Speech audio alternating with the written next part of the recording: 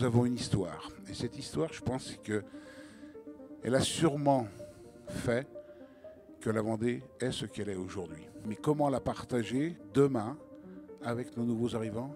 Se demander ce qui s'est passé hier pour s'en nourrir vers demain.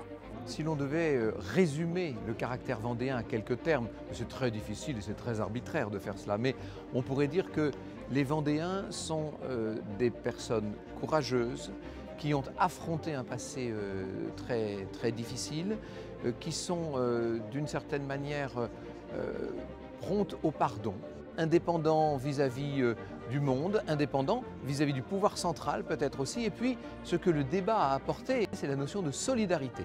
Il y a entre Vendéens une vraie solidarité et c'est vrai. Ce qu'ils vont faire dans la plupart des cas, vous le savez. C'est une première. L'identité, c'est un sujet difficile. Je dis souvent, on ne peut pas le mettre en vocal. L'identité, on ne peut pas la mettre en vocal. C'est quelque chose de vivant, c'est quelque chose qui est difficile à appréhender.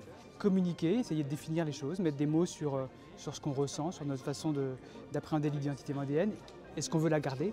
Et si on veut la garder, comment est-ce qu'on la transmet? Notamment auprès de tous ces nouveaux Vendéens. Si vous voulez conserver la Vendée que vous avez choisie, on vous offre un trésor. On vous offre une identité à partager, un état d'esprit. Les Vendéens réussissent à trouver des solutions sur les mots actuels. Et ça, j'ai trouvé que c'était vraiment quelque chose qui collait à nous, c'est-à-dire en clair, on se débrouille pour que ça fonctionne. Aujourd'hui, je comprends en fait que on a parlé de transmutation des souffrances et de la douleur.